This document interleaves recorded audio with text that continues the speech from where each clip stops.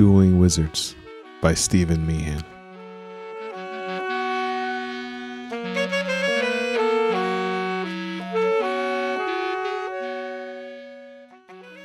A blue incandescent light wrapped around the fleeing mage's hand, forming a crackling sphere of energy. With a grunt, he threw the magical ball at his pursuer. However, the second man in flight plucked it from its path and tossed it into the sky. As it rushed toward the stars, it exploded, resulting in an explosion of concentric azure rings filling the night sky. The detonation caught the pursuer's attention, and he placed his fingers upon his neck and, with a slight mutter, amplified his voice. You're talented, Mark, but you can't escape me. Don't get cocky, Thomas. Mark's flight paused over the forest's canopy as he turned to face his pursuer. He drew his hand across his cheek, wiping the blood pooling from the shallow cut. When he caught sight of the smeared crimson, the initial retort died as he clenched his fists. As Thomas neared, the consuming hunger in Thomas's eyes was almost overpowering. Just because you've caught every rogue the council has sent you after doesn't mean you'll catch me. When he came within a stone's throw, Thomas's head shook as he joined Mark in hovering over the trees. That's exactly what it means. Why do you and the council insist on rounding us up? Why not just leave us be? Mark asked as he drifted away from his relentless stalker. We did nothing to you. Thomas followed the chase of his wounded prey. You don't belong with the rabble. I won't impose my will on the entire world. Mark pulled his hands into himself and screamed something unintelligible. A blue sphere of energy flared about him before exploding.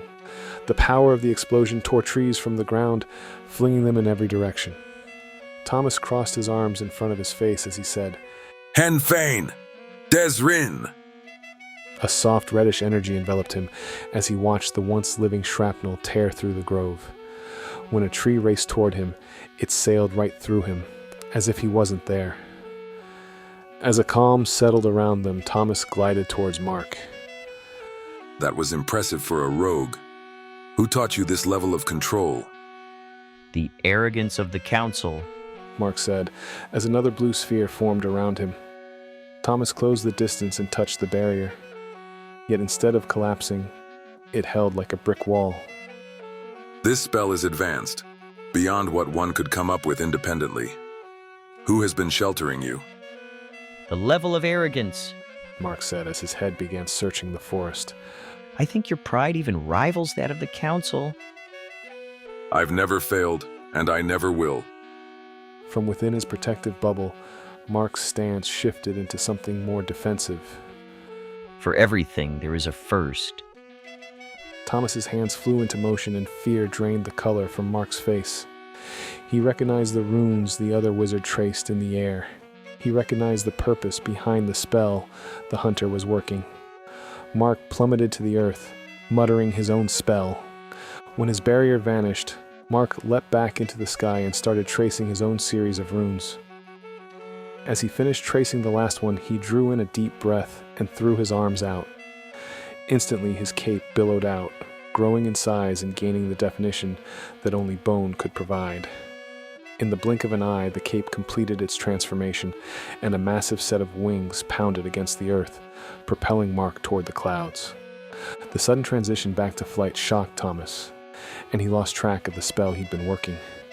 He howled in rage as the gathered energy dissipated back into the world, and Mark's outline faded. With a shift in his focus, he threw 3 explosive spells after Mark. Fortunately, the rogue sensed the incoming spells, so Mark threw his own to collide with the incoming spheres. As they collided, a series of explosions ripped through the air, causing Mark's wings to falter. When his flight steadied, he glanced over his shoulder, catching sight of the hunter. I told you that you couldn't escape me. Thomas's own wings beat as swiftly as Mark's. Without thinking, Mark threw another sphere of blue light at the encroaching hunter. But the talented wizard deflected the strike upward, resulting in another explosion that lit the night sky. The blue from Mark's spell mixed with the red of Thomas's, resulting in streaks of purple. They flew apart and hovered in the air, conjuring magical attacks. Within moments, their competing spells colored the night, You can't keep this up forever. Thomas stated between gasps. Neither can you. Mark said, as he unleashed 3 spells in rapid succession. The moment he unleashed his 3rd spell, he wrapped himself in darkness and folded his wings upon himself. The incoming spells consumed all of Thomas's attention, allowing the plummeting Mark to escape from the fight. Just as he came to the trees, Mark flung his wings wide and glided to the nearest village. As his feet neared the ground, he ditched the wings and cast an illusion to alter his appearance as he wandered to the center of the small town, following the whispers. When he reached the dispersing villagers, Mark asked, What's with all the commotion? How could you have missed the fireworks? Fireworks? Mark asked as his gaze drifted to where he fought Thomas. When he looked back at the villager, he nodded his head towards her. It's a shame that I'm a heavy sleeper. I wish that I'd been awake since it is so rare to see those. It really is. The woman said, hurrying toward her home. Mark pulled his cloak around his neck as he hurried away from the village, with several glances up at the stars. With a deep breath of chilly air, Mark shuddered as he stepped into a thick patch of shadows. When he touched a tree's trunk, he vanished from view, thankful to escape the wrath of the council's most feared hunter.